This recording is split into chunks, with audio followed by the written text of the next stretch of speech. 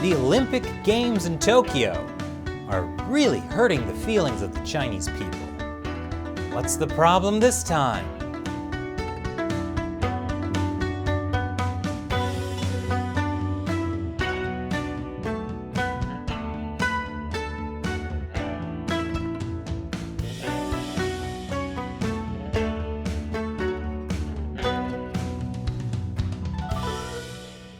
Welcome to China Uncensored. I'm Chris Chappell. This episode is sponsored by Daily Pnut. The news can be a tough pill to swallow, especially when it's about war. But that's why you'll love Daily Pnut, which gives you the news each day in small doses. Part humor, part substance.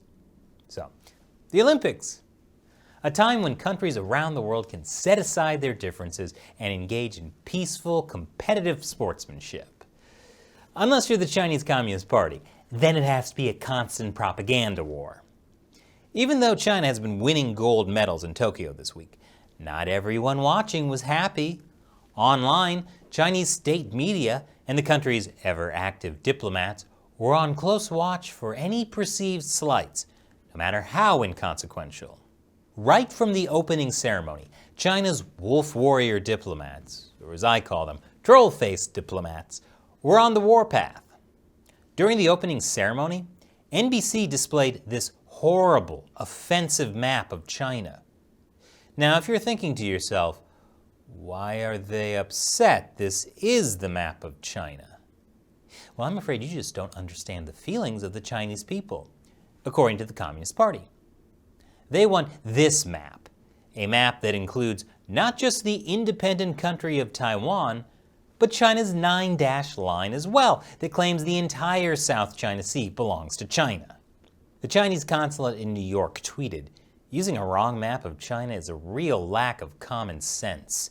Politicizing sports and violating the Olympics' charter spirits will only do harm to the Olympic Games and the relationship between the Chinese and the U.S. people." Yes, we certainly wouldn't want to politicize the Olympic Games, would we? Anyway, moving on to the next thing China chose to politicize at the Olympic Games. Behold, the beautiful flag of Chinese Taipei.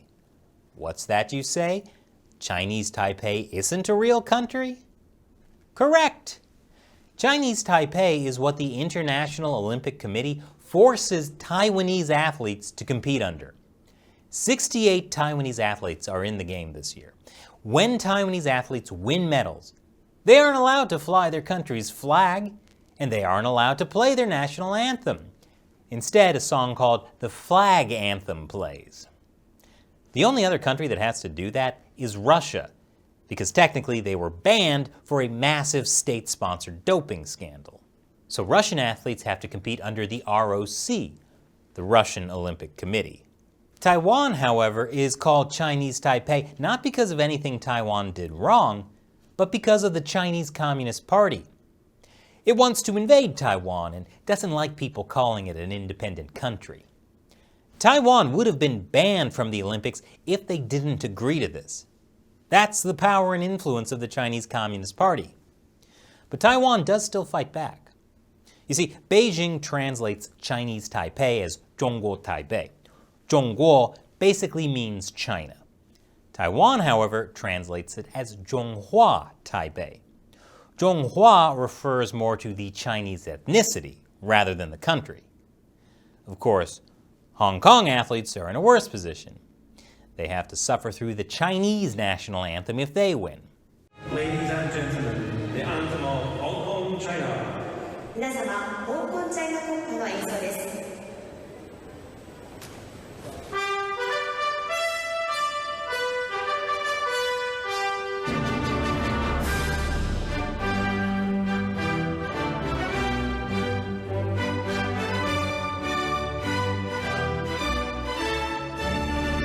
Considering the ongoing repression of Hong Kong, that can't be fun. Which is why I appreciate how this Twitter user replaced it with the Hong Kong protest song, Glory to Hong Kong. Ladies and gentlemen, the anthem of Hong Kong, China.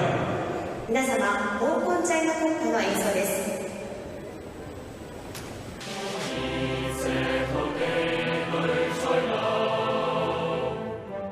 我以命送人亦分開。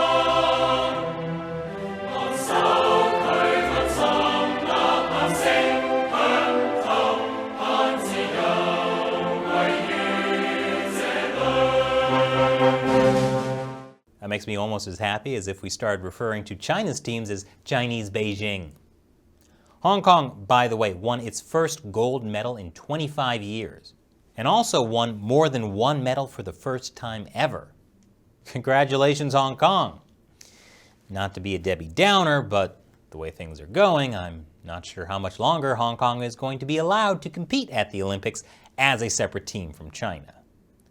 But that's in the future.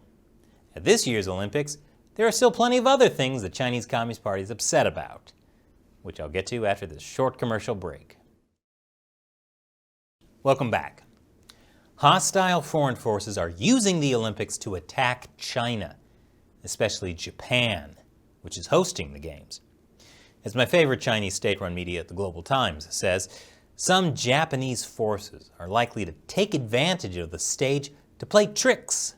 And tricks they did play. An anchor for Japan's public broadcaster, NHK, introduced the Taiwan team, not the Chinese Taipei team. And NHK was listing Taiwan's medal count on its website. Truly despicable how they provided clarity instead of using the confusing and made-up name Chinese Taipei. As the Global Times says, a joint effort is needed to combat Japanese forces who are attempting to take advantage of the Olympics to engage in political conspiracies. The Olympics is a holy stage. All dirty tricks need to be kicked out of it. Sounds to me like China is trying to kick out not just Taiwan, but also Japan from the Olympics. But even in victory, the Chinese Communist Party can't be happy. That's almost sad, isn't it? China took gold in the women's weightlifting category. But this photo Reuters used of the winner deeply hurt the feelings of the Chinese people, according to the Communist Party. Chinese embassies and netizens fired back. The Chinese embassy in Sri Lanka tweeted, "Among all the photos of the game, Reuters has chosen this one, which only shows how ugly they are. Don't put politics and ideologies above sports and call yourself an unbiased media organization. Shameless." Global Times said the selection of the controversial photo also angered Chinese netizens. Some said it only exposes the mean face of Western media. See how evil they are, not respecting her at all, one user said. Another Weibo user commented that the smear and defame won't stop Chinese athletes winning honor for the country. I can only assume they're trying to say using this photo was meant to make her look bad. I hope someone tells that to state-run China Daily, which used this similar photo. Oh good, someone did tell them. They swapped it out. Now all this might sound petty, but to the Chinese Communist Party, it's a big deal. According to one count, in the 3 months before the Beijing Olympics in 2008, the state-run China Daily used the phrase hurting the feelings of the Chinese people at least 88 times, as if the country was in a state of almost constant agonized bewilderment. As The Economist puts it, the public's supposed outrage is a useful tool. It enables the party to put aside its principle of non-interference in the internal affairs of other countries. It also makes many countries and companies want to self-censor so they just don't have to deal with the madness. But really, I think the solution is to kick the Chinese Communist Party out of the Olympics, or at least for countries to boycott the 2022 Olympics when they're held in China. And if you'd like to know more about the horrible life of Chinese Olympic athletes, be sure to check out my old episode, The Hard Life of Chinese Athletes. Link is in the description below. And this episode is sponsored by Daily Pnut. I know you like following the news, and Daily Pnut gives you interesting news stories to read every day. They're fast, timely, and entertaining. Just subscribe to their email newsletter. It's free, and you can read it on your phone, computer, or tablet. It's a great way to filter out the noise and learn more about the world news that matters. There's more than 250,000 other readers already, so join for free.